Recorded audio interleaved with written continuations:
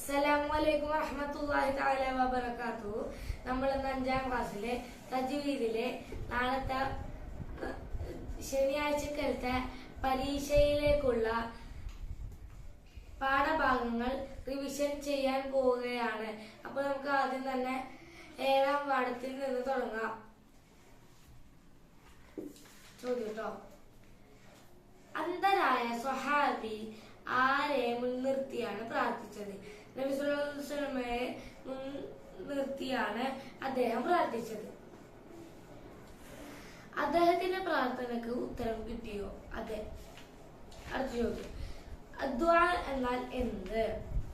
ആരാധ്യനാണെന്ന വിശ്വാസത്തോടെ അള്ളാഹുവിനോട് നടത്തുന്ന സഹായാർത്ഥനയാണ് അദ്വാ, പ്രാർത്ഥന. അടുത്ത പാഠം. അഹ്ലുസുന്നത്തി വൽ ജമാഅ 6ാം പാഠം. ഇസ്ലാമിന്റെ പ്രമാണങ്ങൾ എന്തെല്ലാം? ഖുർആൻ, സുന്നത്ത്, ഇജ്മാ, ഖിയാസ് എന്നിവയാണല്ലോ ഇസ്ലാമിന്റെ പ്രമാണങ്ങൾ. ആരാകുന്നു അഹ്ലുസുന്നത്തി വൽ ജമാഅ?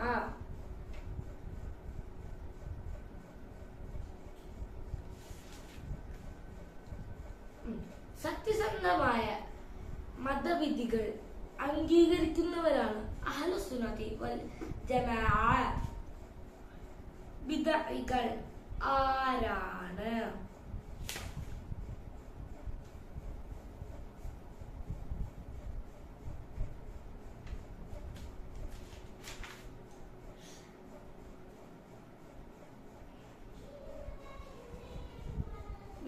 പ്രമാണങ്ങൾ സ്വന്തമായി വ്യാഖ്യാനിക്കുകയും അത് പിൻപറ്റുകയും ചെയ്യുന്നവരാണ് ബിദ്അകൾ.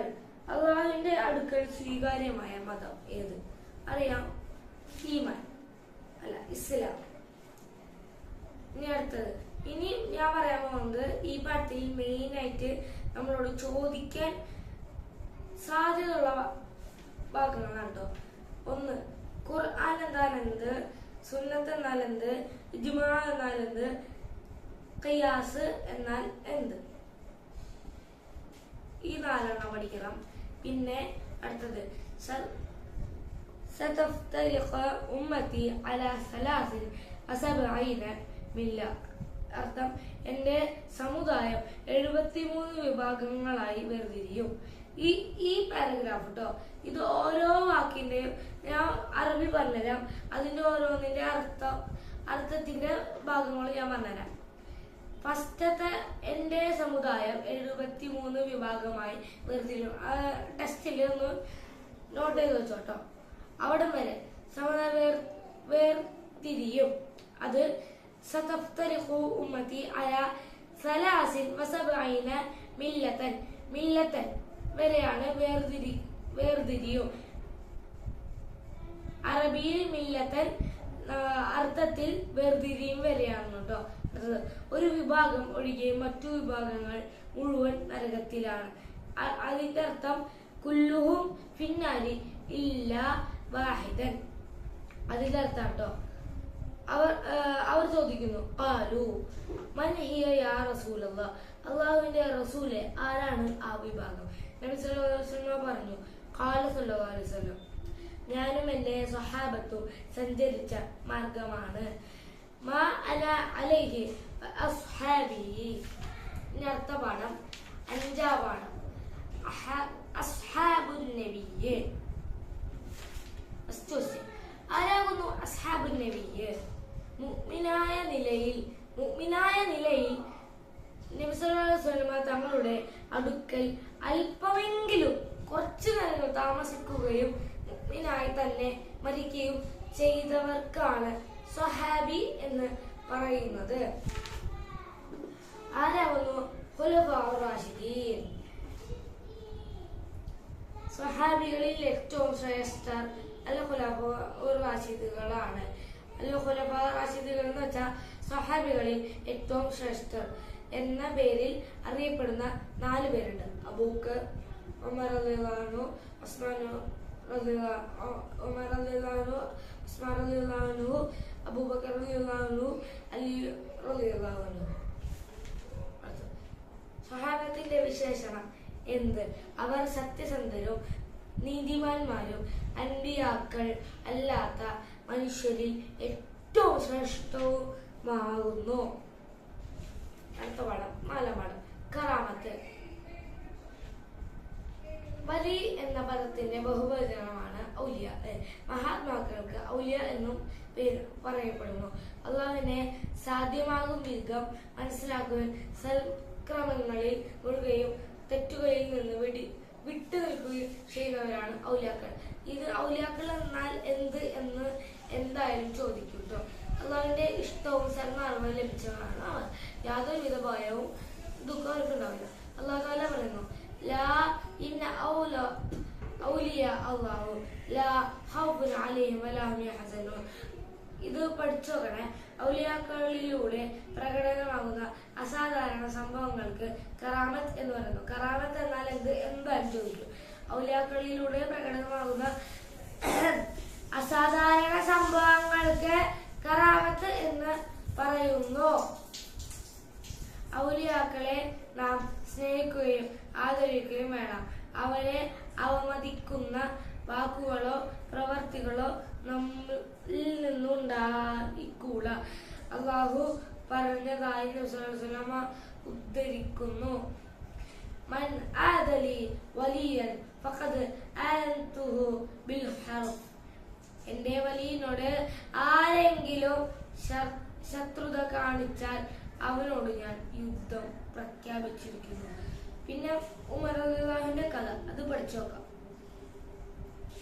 അത് നൈൽ നദിയുടെ സംഭവമാണ്. അതെന്തായാലും നിങ്ങൾ പഠിച്ചു നോക്കണം. അതിന്റെ ഉപമ അവരെന്തായാലും ചോദിക്കും കേട്ടോ.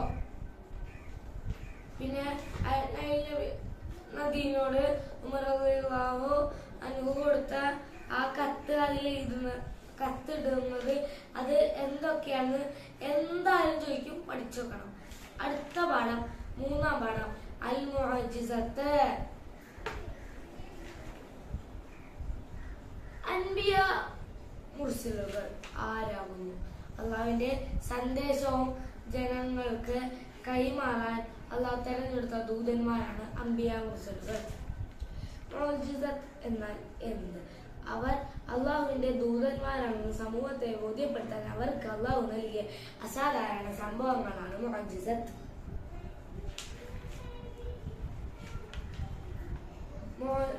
നമ്മുടെ നബിയുടെ ഏറ്റവും വലിയ മുഅ്ജിസത്ത് പരിശുദ്ധ ഖുർആൻ.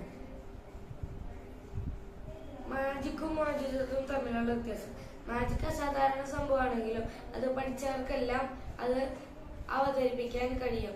എന്നാൽ മുഅ്ജിസത്ത് അംബിയ മുർസലുകൾക്ക് മാത്രമേ പ്രകടിപ്പിക്കാൻ കഴിയുള്ളൂ. അതാണ് മുഅ്ജിസത്തിന്റെ പ്രത്യേകത. മാത്രമല്ല മാജിക് പരാജയപ്പെടുത്താനും കഴിയും, പക്ഷേ മുഅ്ജിസത്ത് പരാജയപ്പെടുത്താൻ കഴിയുകയില്ല. പിന്നെ ഓരോ നബിമാരെ കഴിവുകൾ കറാമത്തുകളാണ് പറയുന്നത്. മൂസാ നബിയുടെ ഇബ്രാഹിം നബി തീ ഇടുമ്പോ ഇബ്രാഹിം നബിക്ക് ഒന്നും പറ്റാണ്ട് തിരിച്ചു വരും. പിന്നെ മൂസാ നബി ഒരു വടിയുണ്ട്, അത് നിലത്തിട്ട് ആ പാമ്പായി മാറും. ഈസാ നബി മരിച്ചവരെ ജീവനോടെ എഴുന്നേൽപ്പിക്കും. അതിലൊരു കഥ പറയുന്നുണ്ട്. ഒരു വ്യക്തി മരിച്ചിട്ട് മയ്യത്ത് കൊണ്ടുപോയിരിക്കും. അപ്പൊ ഒരു കിഴവിയായ സ്ത്രീ എന്ന് പറയും ആകുള്ള മോനാണ്. അവന്റെ ജീവൻ തിരിച്ചു നൽകുമെന്ന് പറയുമ്പോ ജീവൻ തിരിച്ചു നൽകുകയും ആ മയ്യത്തിനെ കൊണ്ടുപോയ കട്ടിൽ അയാൾ തന്നെയാണ് തിരിച്ചു കൊണ്ടുപോയി വെക്കുന്നത് കാര്യങ്ങൾ. പിന്നെ നബി സല്ലല്ലാഹു അലൈഹി വസല്ലമയുടെ ഇസ്രാ മിഅ്റാജ് യാത്ര, ചന്ദ്രൻ പിളർന്ന സംഭവം, ഇതൊക്കെയാണ് മെയിനായിട്ട് പഠിക്കാറ്. അടുത്ത 2-ാം പാഠം ശിർക്ക്. തൗഹീദ് എന്നാൽ എന്ത്? അല്ലാഹുദാത്തിലും സത്തയിലും ഓരോന്നിന്റെ ഉദാഹരണം. സിഫാത്തിലും, സിഫാത്ത് എന്ന് വെച്ചാൽ വിശേഷം, അഫ്ആല് പ്രവർത്തനം, ഏകനാണ്. ഈ 3 കാര്യങ്ങളിലും അള്ളാഹു ഏകനാണ്. ശിർക്ക് എന്നാൽ എന്ത്?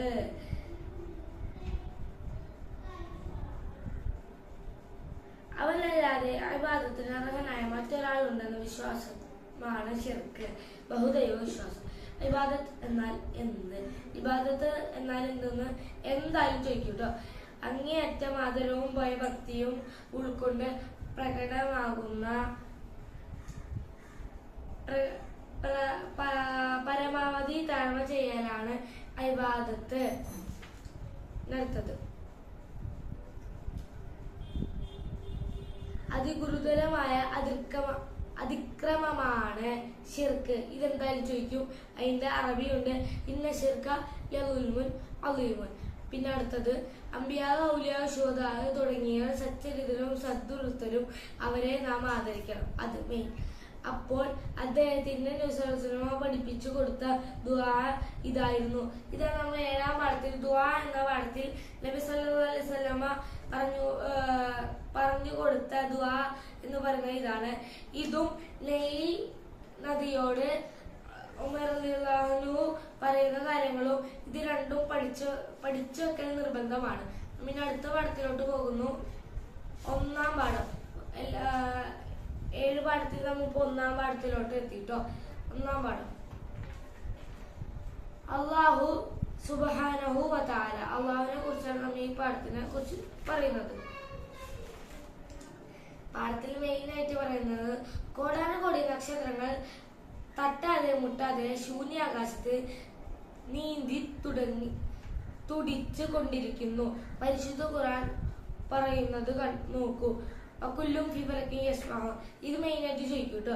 എല്ലാ ഗോളങ്ങളും അതിന്റെ ഭ്രമണ പദത്തിൽ നീന്തിക്കൊണ്ടിരിക്കുന്നു. ഒന്നുകിൽ നദിയിൽ നിന്ന് വിട്ടിട്ട് ചോദിക്കും, അല്ലെങ്കിൽ അറബി തന്നിട്ട് ചോദിക്കും, അല്ലെങ്കിൽ അർത്ഥം തന്നിട്ട് അറബി എഴുതാൻ പറയും. പിന്നെ ആയത്ത് ഏതാണ്, എത്രാമത്തെ ആയത്ത്, ഏത് സൂറത്ത്, ഇതെന്തായാലും ചോദിക്കും കേട്ടോ. ഇനി അടുത്തത് വേറെ പറയുന്നത്